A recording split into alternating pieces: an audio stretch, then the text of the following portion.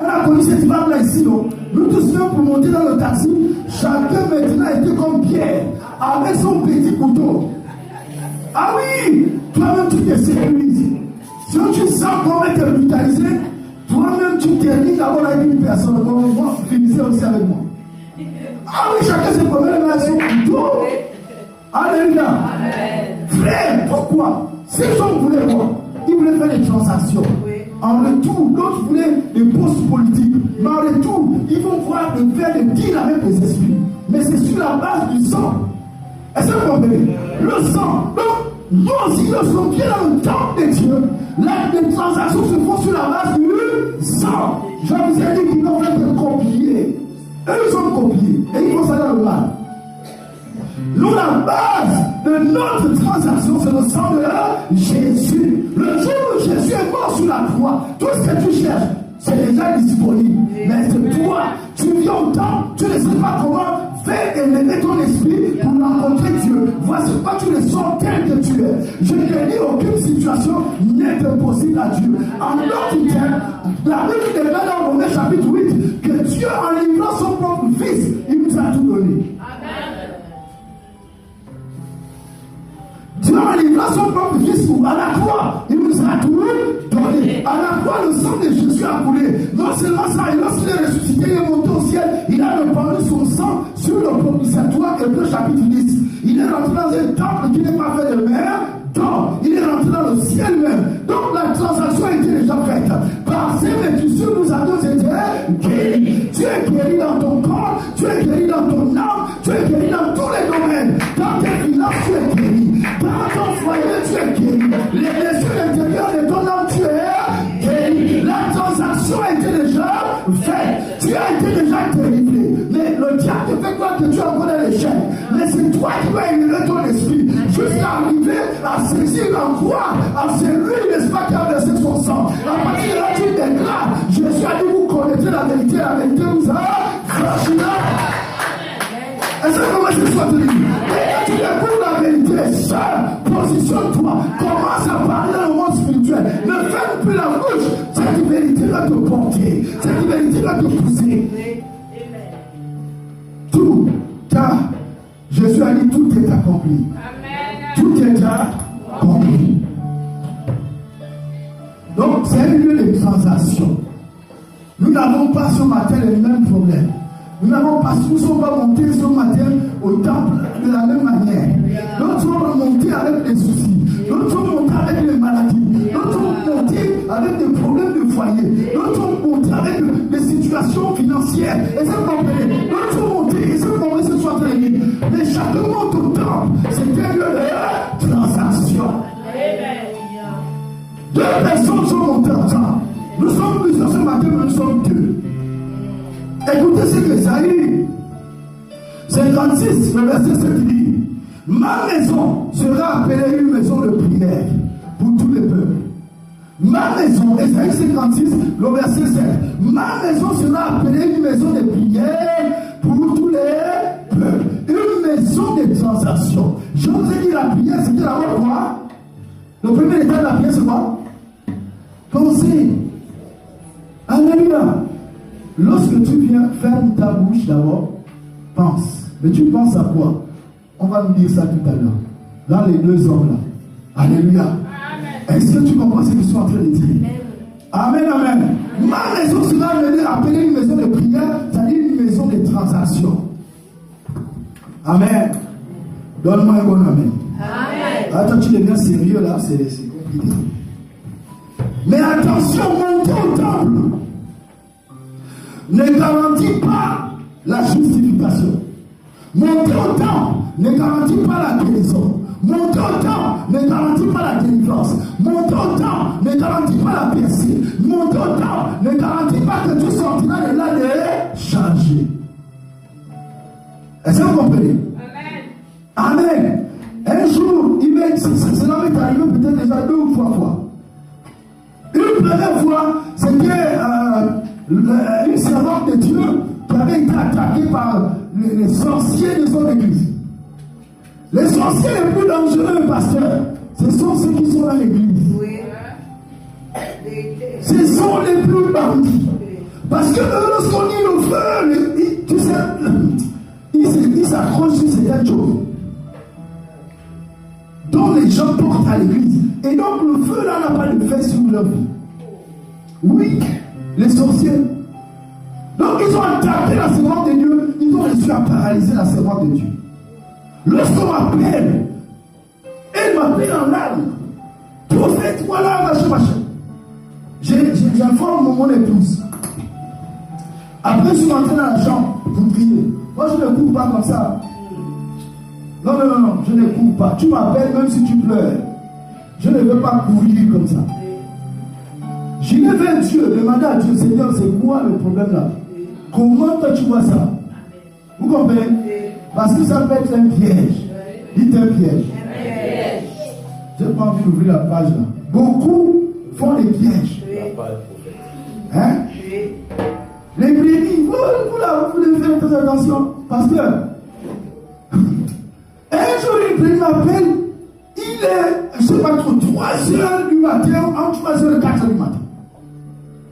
Oh, vraiment, je suis malade, je suis en pleurs. Comment il sait que c'est le berger? Il va courir. Frère, soeur, je ne cours pas. Parce que je sais qu'on peut te piéger, on peut te tuer. Si Dieu n'est pas avec toi. Je suis parti prier. Dans mon esprit, j'ai dit non, je ne parle pas. Vous comprenez? Je suis parti le matin, 7h, 8h moins. Je le trouve au salon. C'est comment? Ah bon, je lui regarde dans mon santé. Ok, fermons la parenthèse. Il faut éviter. On va parler de ça autre chose. Amen. Évitez. Amen. Que l'ennemi ne passe jamais par vous. Faites les pièges aux hommes de Dieu. Non. Il faut arrêter ça. Il faut arrêter ça. Voilà. Donc, qu'est-ce qui se passe? C'est le monde de Dieu m'appelle. Elle est paralysée. Elle n'arrive pas à marcher. Donc, j'arrive, je trouve plein de monde. L'esprit de Dieu me dit, mets tout le monde dehors. Je dis, tout le monde dehors. Tout le monde. Et je me sens avec elle. Je commençais à prier. Et pendant que j'étais en train de prier, son géniteur, et on est parti aussi appeler son géniteur, on a commencé à alarmer tout le monde. Son géniteur est arrivé. Au moment où son géniteur, son père, voulait entrer dans la salle, je fais signe à son père. Stop, recule. Il a reculé. On a fermé la porte. J'ai ouvert la porte lorsque la servante de Dieu était debout en train de marcher. Je voulais dire que mes classes ne sont pas. Il y a des situations, frères et sœurs. Vous comprenez? Dieu est un Dieu. L'église, c'est le lieu des transactions. Amen. Ne venez pas ici comme d'habitude. Ici, là, ce n'est pas l'habitude. Si tu n'as pas de problème, tu restes chez toi. Ceux qui viennent ici, ils ont des problèmes. Alléluia. Ils ont des situations à régler. Et lorsque tu viens, tu saisis l'occasion parce que c'est le corps qui est l'ennemi. Amen. Si Christ n'arrive pas à descendre, mais même dans le corps, il va te localiser, il va te toucher. C'est comment je suis sorti. Alléluia. Amen. Donc c'est important, frères et sœurs. Quand un malade qui monte à l'hôpital, ce n'est pas parce que tu entres dans l'hôpital que tu es automatiquement guéri. Tu comprends ce que je suis en train de dire? Tu peux sortir sans traitement si tu refuses de reconnaître ta maladie. Vous comprenez? Tu entres à l'hôpital, mais arrivé à l'hôpital, tu ne reconnais pas ta maladie devant le docteur. Tu veux qu'il te prescrive le traitement comment? Toi, tu n'as pas accepté, tu n'as pas reconnu. En toute chose, il faut un degré de foi. C'est-à-dire que lorsque l'homme, on appelle ça l'effet placebo en médecine. L'effet placebo, qu'est-ce que c'est? C'est-à-dire que, et on conditionne ton esprit. L'esprit de l'homme est conditionné tel en sorte que lorsque tu vas bien à l'hôpital, tu es déjà guéri dans ta tête. Oui. Même si on te donne une cellule, c'est de l'eau qui est à l'intérieur.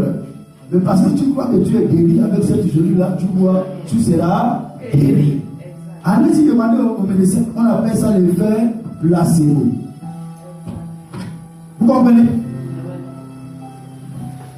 Est-ce qu'on est ensemble? Amen. Donc, de même, monter au temple sans un cœur disposé, c'est se ressortir vide. Monter au temple, venir comme nous sommes venus, sans un cœur disposé, sans un esprit disposé, tu ressortiras vide. Tu ressortiras toujours chargé de tes problèmes. Tu ressortiras toujours avec tes soucis. Donc ne viens pas nous dire que non, c'est l'église. Non, c'est pas l'église. Dieu traite avec toi personnellement. C'est toi qui n'as pas élevé ton esprit. C'est toi qui n'as pas disposé ton esprit. Est-ce que vous comprenez ça? Qui n'a pas connecté ton esprit à la bonne source? Je vais vous laisser un point rapidement. Deux attitudes au temps. L'orgueil et l'humilité. Deux attitudes au temps. Nous sommes plusieurs, mais il n'y a que deux attitudes. Est-ce que vous comprenez? Nous pouvons être des milliers, mais il n'y a que deux attitudes aux yeux de Dieu. Celui qui est orgueilleux et celui qui est humble. Et de là découle certaines choses. On dit ici que deux hommes, deux attitudes, deux résultats. Deux hommes montèrent au temple pour prier. Ces deux hommes-là, c'était deux attitudes, c'était aussi deux résultats. Deux résultats différents. Alléluia. On nous parle du pharisien. Lorsqu'on parle du pharisien, parlons de la prière de l'orgueil. Une prière orgueilleuse. Une prière orgueilleuse. Dieu a horreur des orgueilleux. Lorsqu'il prie, la Bible déclare qu'il s'est laissé en lui-même. Oh Dieu, je te remercie. Donc à l'intérieur de lui, oh Dieu, je te remercie que je ne suis pas comme le reste des hommes. C'est-à-dire que lui-même déjà il s'est classé au-dessus des autres. Au lieu de laisser Dieu le classer, mais lui-même se classe. Oh, je te bénis. Je ne suis pas comme les autres. C'est-à-dire que moi je suis meilleur. Je ne suis pas comme les autres qui sont des voleurs, qui sont des ravisseurs, qui sont des fornicateurs, qui font ceci. Il a cité beaucoup de choses. Vous avez écouté. Il a dit, je te loue parce que je jeûne 2 fois la semaine. Je paye ma dîme. Vous comprenez? Je paye ma dîme, je paye mes offrandes, mon nom. Et il va plus loin. Il dit, je donne toujours dans son cœur. Je te dis merci Seigneur parce que je ne suis pas comme ces publicains. Frères et sœurs, il vient à l'église pour rencontrer Dieu, mais ses yeux sont fixés sur lui-même. Vous comprenez ça? Ses yeux sont fixés sur les autres. Lorsque tu viens à l'église, tu viens pour qui? Tu viens rencontrer qui? Quelle est la personne la plus importante qui fait battre ton cœur? Est-ce que tu viens ici pour voir les chaussures de la sœur ou les chaussures du frère? Qu'est-ce qu'il a encore porté aujourd'hui? Quel parfum a-t-il mis aujourd'hui? Frères et sœurs, s'il en est ainsi, tu viens perdre ton temps. Tu perds ton temps. Ta place n'est pas ici. Va dans un manja et va mettre le caoulet là-bas, tu seras mieux. Vous comprenez? Ta place n'est pas ici. En d'autres termes, lorsqu'on vient dans la présence de Dieu, on est fixé sur nos qualités. En fait, l'homme veut toujours mériter ce qu'il fait. Il veut toujours prouver les œuvres. Oh Seigneur, moi je fais ceci, je chante dans la semaine. Donc je mérite d'être vu aux yeux de toi. Je donne ma vie, je fais mes offrandes. Dieu ne voit pas toutes ces choses. Si derrière il n'y a pas un cœur qui soutient ces choses. Dieu ne tient point compte de ces choses. Il faut faire attention à ce que tu fais à l'église. Tu ne viens pas à l'église pour écraser les autres, pour montrer aux autres que non, c'est moi qui ai le plus d'argent. Comme on m'avait dit dans une église, il y avait quelqu'un lorsqu'il se lève, il dit là-bas, il danse, après tout le monde, il vient là, il blase, il dit, et puis il prend le micro. Il dit, moi je dépose 3 millions. Attends, tu impressionnes qui? Tu donnes ça pour Dieu ou bien tu veux qu'on parle de toi? C'est pour Dieu que tu viens de l'homme, mais tu veux qu'on t'affiche. Dieu a sa balance. Dieu sait que ce qu'il donne là, c'est du superflu.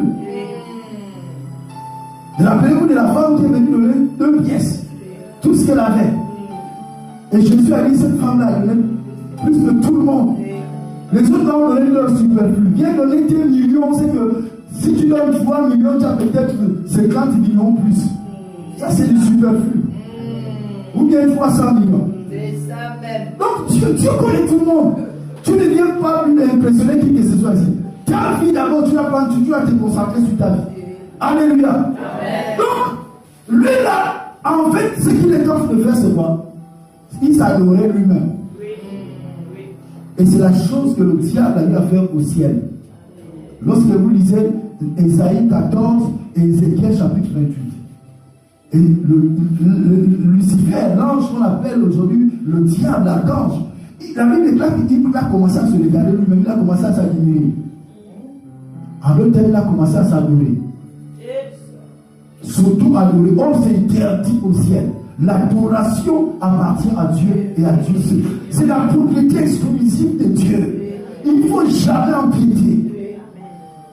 C'est l'adoration. Ça appartient à Dieu. Lui seul a besoin d'être adoré. Donc, lorsque tu as parlé dans sa présence, tu ne dois pas venir vanter tes qualités. Tu ne dois pas venir vanter ce que tu fais, tes œuvres, tes tenues.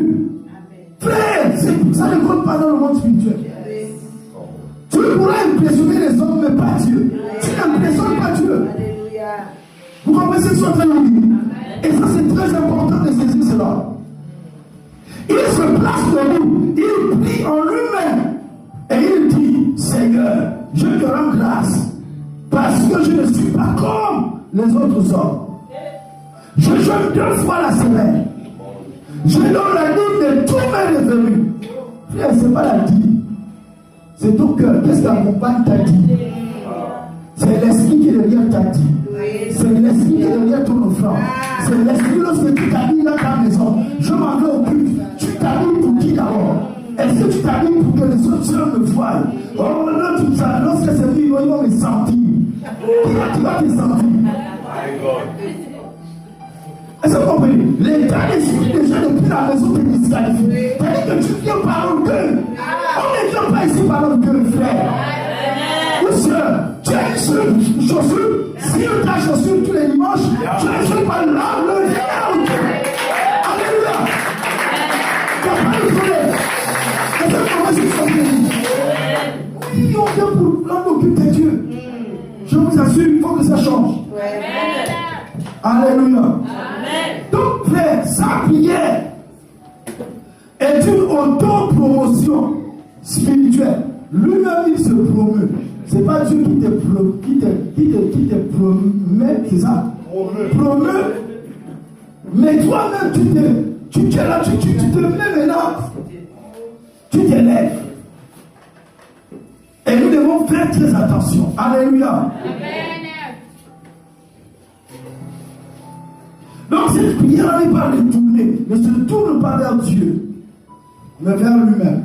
Or, l'un des principes au ciel, peu importe que tu tournes le dos au trône de Dieu, c'est-à-dire que c'est comme si tu tournes le trône au dos de Dieu, mais tu es toujours en face du trône de Dieu.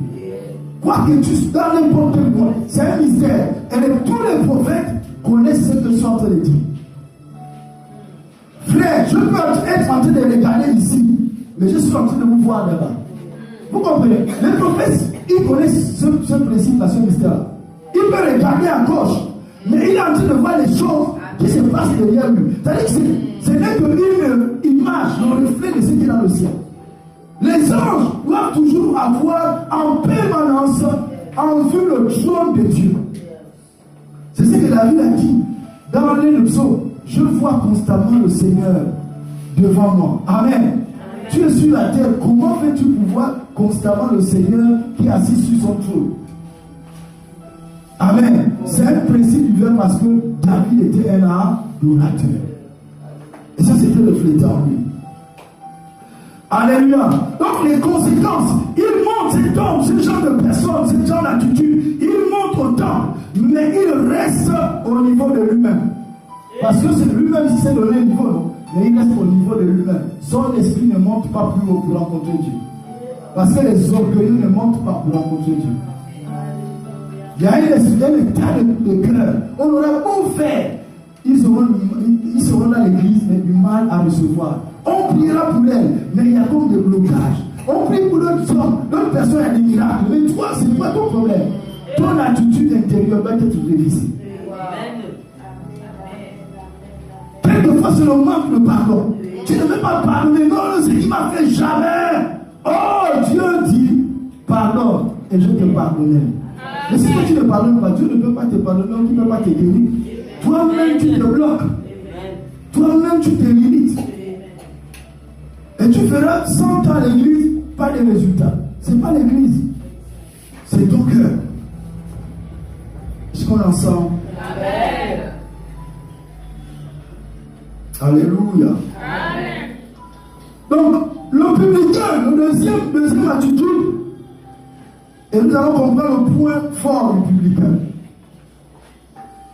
Le pharisien a compris déjà le point fort, le point du pharisien.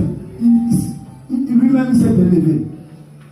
Amen. Amen. Même si tu sais que voilà, tout le monde lorsqu'on s'habille, on sait que là on est bien habillé. Amen. Mais c'est là, tu ne t'appuies pas sur ça. Pour venir complexer tes frères. Non, non, non, non. Amen. Habille-toi correctement parce que tu es le temple du Saint-Esprit. Tu es la maison de Dieu. Amen. Parfume-toi parce que tu es le temple de Dieu. Tu transformes Dieu. Alléluia. C'est cela qui va t'animer. Dieu marche en toi. Dieu est en toi. Tu es le temple de Dieu. Il y a un esprit à l'intérieur de toi. Alléluia. Donc, regardons l'attitude du deuxième, qui était le publicain, celui qui travaillait pour les impôts, qui collectait les impôts des Romains. Regardons que les gens qui suivent qualifiés de pécheurs, des païens.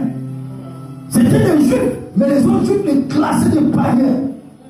Et c'est parce que simplement, ils travaillaient pour l'armée d'occupation. Ils travaillaient pour l'armée qui était venue leur écraser, leur conquérir.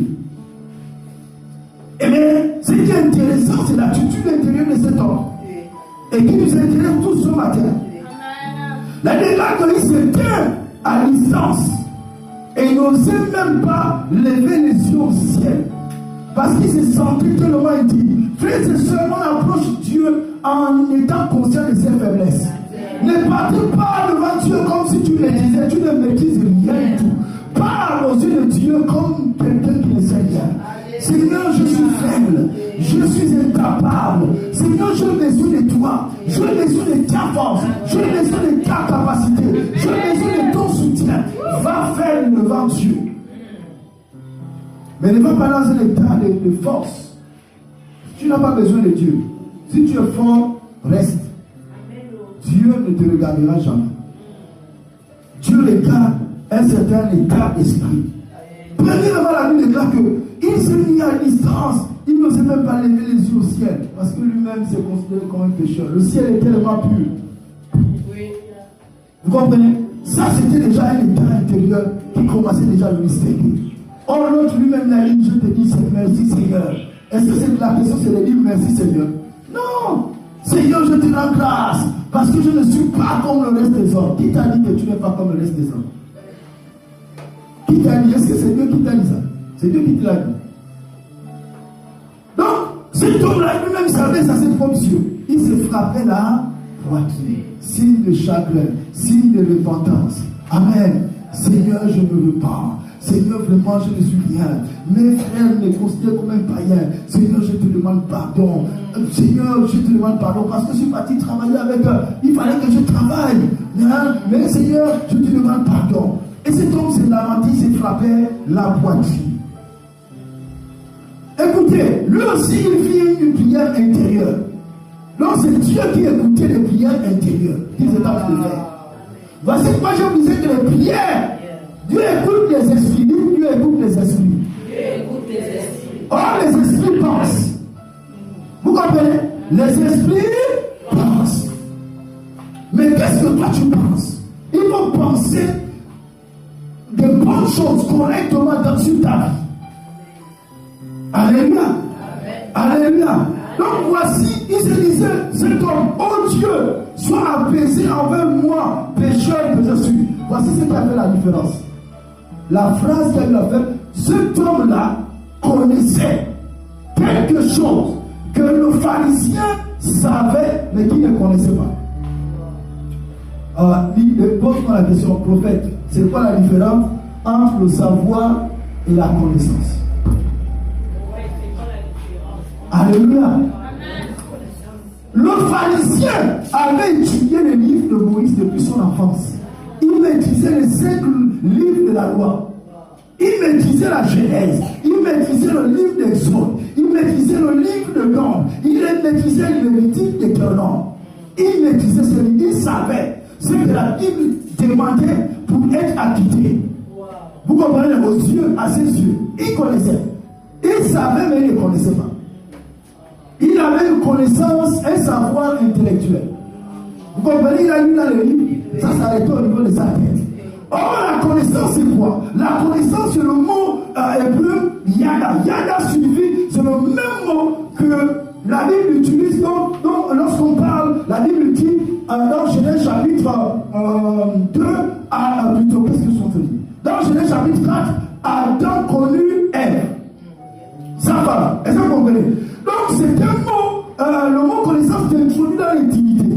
En d'autres termes, ça commence par un savoir. Le savoir, lorsque tu l'expérimentes, le savoir, ça devient maintenant une connaissance. C'est-à-dire ça fait partie intrinsèque de toi. C'est maintenant à l'intérieur de toi. C'est même plus au niveau de la tête seulement, mais c'est maintenant dans ton cœur. C'est une connaissance. Tu es intime. Tu es un avec cette connaissance-là. Amen, amen. Est-ce que vous comprenez? Alléluia. C'est ce que Paul a dit. Il a dit lorsqu'il a plu à Dieu de révéler en moi son Fils. Amen. Avant, il n'avait pas la révélation du Fils. Mais lorsqu'il a eu la révélation du Fils, Paul a commencé maintenant à expérimenter le Fils en lui. C'est lui qui a développé le Christ en nous, l'espérance de la gloire. C'est lui qui parlera que non, Christ n'est plus à l'extérieur. Il n'est plus physiquement. Il est où maintenant? Il est maintenant à l'intérieur de nous. Il dit maintenant nous sommes devenus le temple du Saint-Esprit. Pierre ne l'a pas dit, Jean ne l'a pas dit. C'est Paul qui l'a développé. Parce que Dieu lui a révélé en lui. Il avait une connaissance.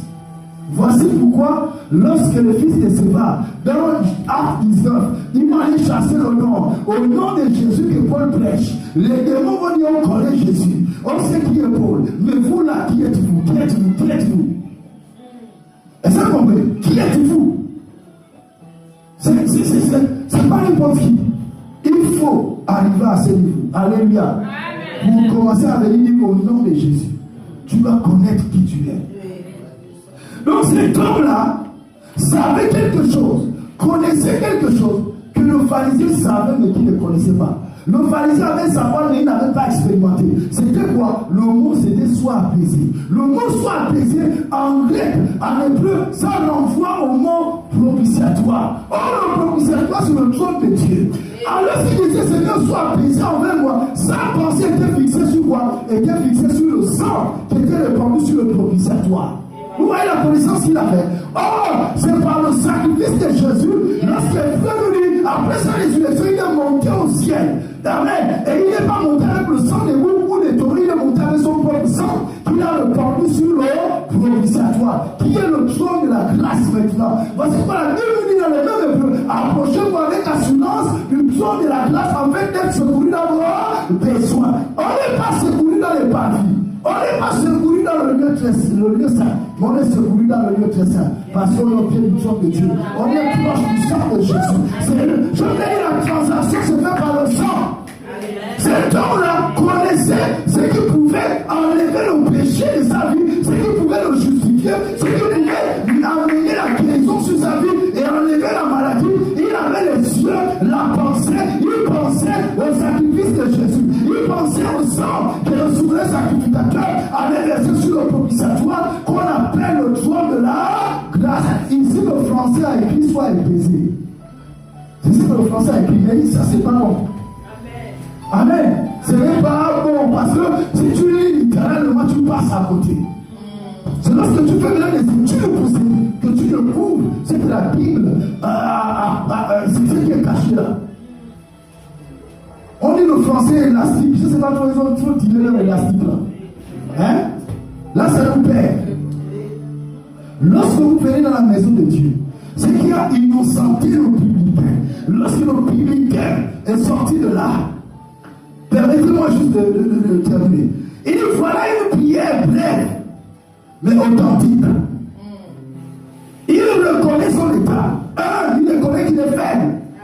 Deux, il s'humilie qu'il est pécheur. Il se jette donc sur la miséricorde de Dieu. Or, on a connu la miséricorde de Dieu quand, lorsque Christ est mort pour nous sur la croix, Jésus a versé son précieux sang pour nous. Là où Dieu a manifesté pour nous sa miséricorde. La miséricorde, c'est quoi? C'est-à-dire c'est le cœur de Dieu qui descend ta misère. J'ai envie d'annoncer à quelqu'un ce matin que depuis 2000 ans, lorsque Christ est mort sur la croix, lorsque Christ a été enseveli, lorsque Christ est ressuscité, il est monté au ciel, il a répandu son propre sang sur le propitiatoire. Il est devenu souverain sacrificateur. À partir de ce moment-là, tu as ressenti ta misère. Tu es disposé à ressentir tes douleurs. Tu es disposé à avoir ton problème. Tu es disposé, son cœur est disposé, prêt à entrer en action, prêt à envoyer les anges, prêt à accomplir des choses extraordinaires. Amen. Non, donne-moi un bon amen.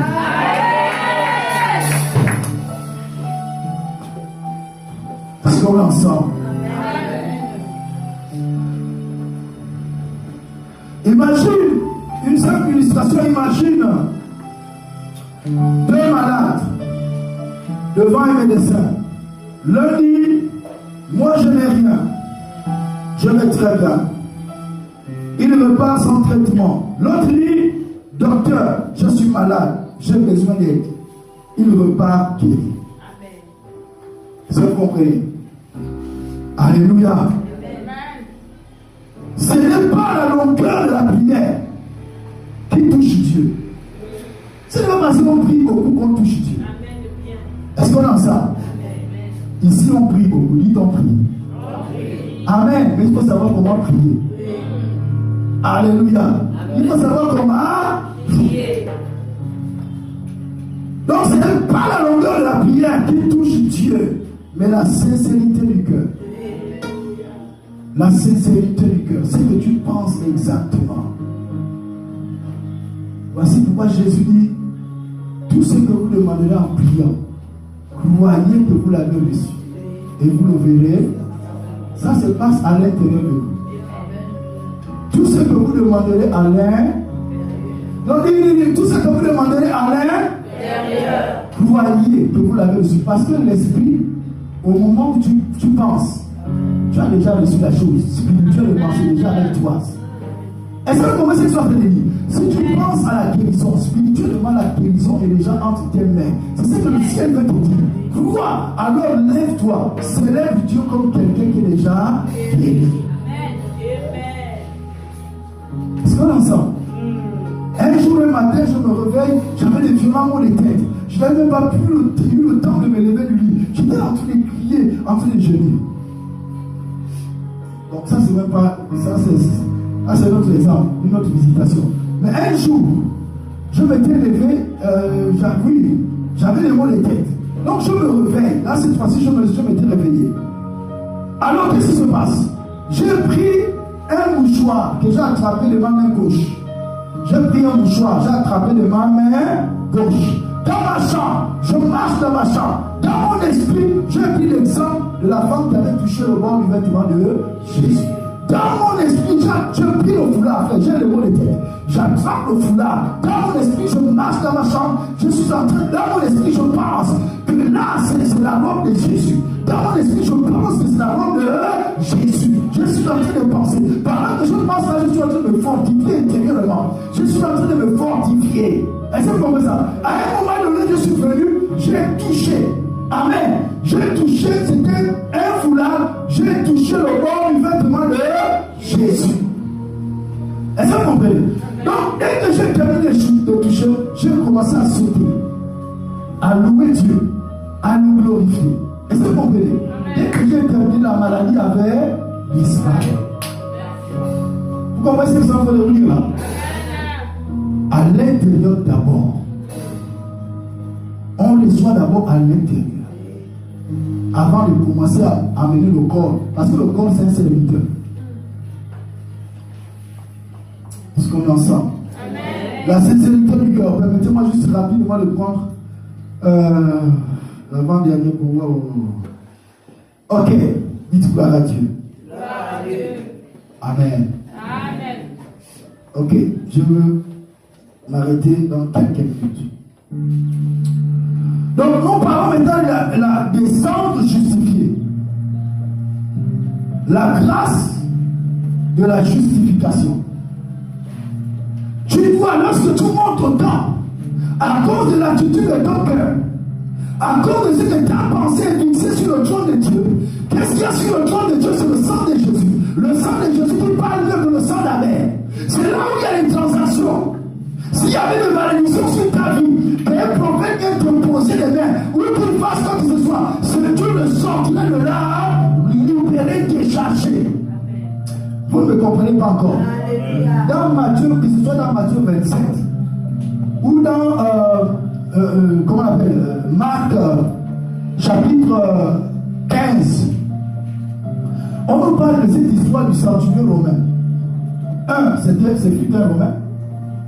Et c'était un centurion, c'est-à-dire aujourd'hui c'est l'équivalent du capitaine. Il commandait tout un bataillon. Et c'est lui qu'on avait donné la mission d'aller crucifier Jésus.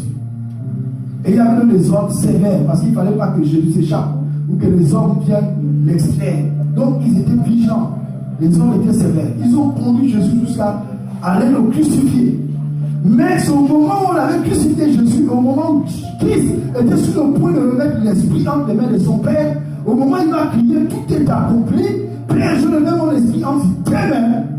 Automatiquement, Jésus a rendu l'esprit entre les mains du Père. On ne lit pas de ces païens.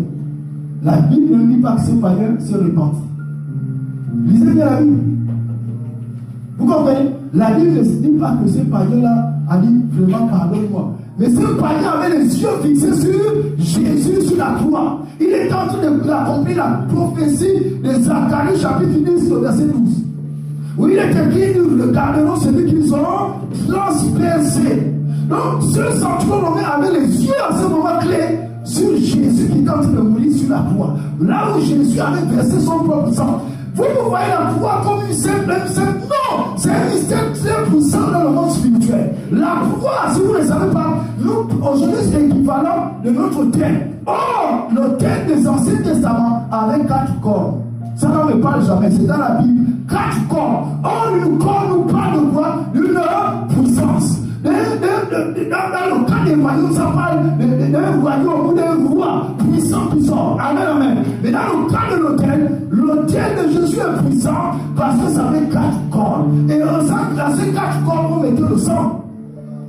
Donc le lieu de ta protection, le lieu de ta délivrance, même si les sorciers de ta famille t'avaient déjà attrapé, ils t'ont mis comme on parle vulgairement au quartier Mankamba, tu pourras t'en sortir de là en mettant ta pensée vers l'autel qui a vaincu les dominations, les autorités, les principautés, les hauteurs, les gens, qui a vaincu les sorciers, les occultistes. C'est la croix. La vie n'est pas de la croix, il est là. Frères et sœurs, c'est ta pensée, c'est ton esprit. Les sorciers, tout le monde spirituel est détruit. Dès qu'il y a un mort qui est déjà passé à ta place, on te laisse libre. Vous comprenez cela? Ce sont des mystères que vous devez maîtriser.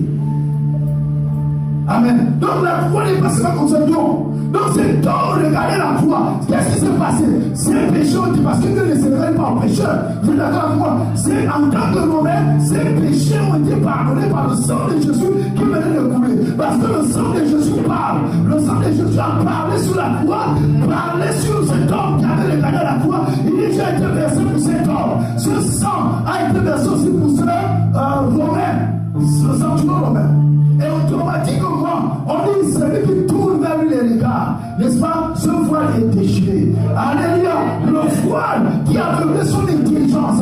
C'est donc que Paul dit dans 1 Corinthiens 4:4 que si notre évangile est encore voilé, il est voilé pour ceux dont le Dieu de ce siècle a révélé quoi? L'intelligence. Il y a un voile. Donc ce voile s'est déchiré. Et automatiquement, il est découvert. Mais celui qu'on veut le crucifier, c'est le Fils de Dieu. Vous comprenez? Certains d'entre nous n'arrivent pas même à comprendre la Bible, simplement parce qu'il y a encore une foi sur votre esprit. Ce voile n'est pas encore déchiré. Ce voile se déchire lorsqu'on regarde à la croix. Lorsqu'on commence à penser à la croix. L'esprit, la manière de voir de l'esprit pense. Et dans l'esprit, il y a ce qu'on appelle l'imagination. L'esprit crée des images. Donc, l'esprit a la capacité de se retrouver au lieu de la crucifixion. Quand tu te dis dans ton corps que non, je suis au Gabon, non, lorsque tu penses, l'esprit voit Golgotha, mais effectivement l'esprit est là, Golgotha. Le corps est au Gabon, mais l'esprit est à Golgotha. Tu assistes à la crucifixion de Jésus, tu vois tout ça. Frère, il y a des choses que je pense que pas encore le moment de vous dire ça. On est dans une assemblée prophétique. Amen. Il y a des choses qu'on oublie. Alléluia. Amen. Donc Jésus conclut sur ces deux personnes. Parce qu'ici, il est question de descendre dans sa maison justifiée.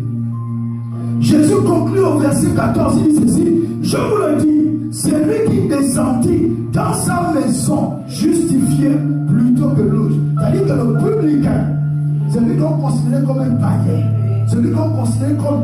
Pourquoi? Parce que sa pensée a été fixée au lieu où Jésus, plutôt le souverain sacrificateur, entre une seule fois par an au temps de la loi pour aller offrir le sacrifice de sang, le sacrifice de bouc des taureaux pour le pardon du péché du peuple. Au jour de un seul jour, le jour de la célébration de la grande fête, de la propitiation, le jour de Yom Kippour. Mais ce qu'il faut aussi pour nous aujourd'hui à Jésus, qui a versé son sang sur la croix, notre souverain sacrificateur qui est ressuscité, qui n'est pas rentré dans un temple fait de béton, mais il est rentré dans le ciel même. C'est là où il a répandu son sang. Voici pourquoi en tant qu'homme, nous sommes qualifiés à nous tenir dans le ciel devant le trône de Dieu. Mais au moyen du sang de Jésus. Hébreux 10, le verset 19. Nous ici donc frères, nous avons un libre accès dans le sanctuaire intérieur. C'est-à-dire que dans le lieu qui est saint, au moyen du sang de Jésus. Est-ce que vous comprenez? Par le sang. Parce que les sens, tu peux rentrer au ciel par le sang, tu le sors par le sang. Oh. Est-ce qu'on en sent? Vous voulez faire bouger le ciel d'abord? Commencez à attraper cette révélation. Alléluia. Je suis en train de conclure. Donc le mot justifié signifie être déclaré juste, acquitté, considéré comme pur devant Dieu. C'est la plus grande grâce que Dieu, le juge parfait, regarde un pécheur et dise: je t'acquitte. Tu es désormais juste devant moi.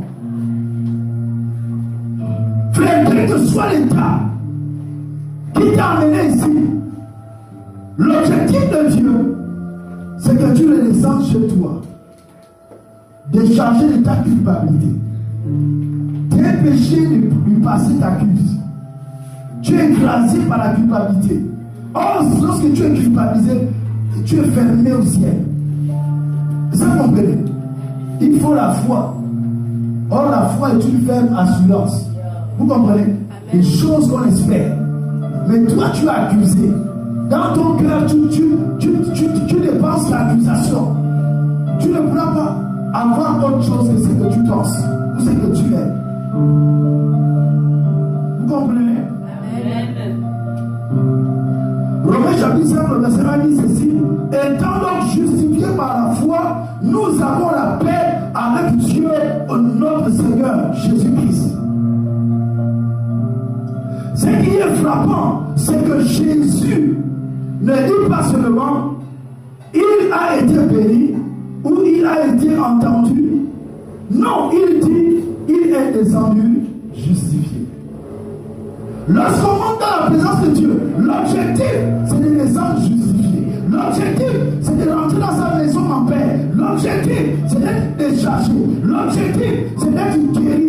Rentrer dans sa maison et être guéri. Jésus avait trouvé, n'est-ce pas, le paralytique qui était à la piscine de Bethesda. Depuis combien d'années? Il lui a dit: prends ton lit et rentre dans ta maison. Il a pris son lit, il a été guéri. Plus de 38 ans, il a été guéri, il a pris son lit, il est rentré chez lui. Toutes les personnes que Jésus guérissait ton lit, va, marche et rentre chez toi. Lorsque tu rentres chez toi, c'est pour aller changer les choses. Les gens qui t'ont vu malade, ils vont subitement voir le malade en train de venir, c'est n'est plus comme lorsque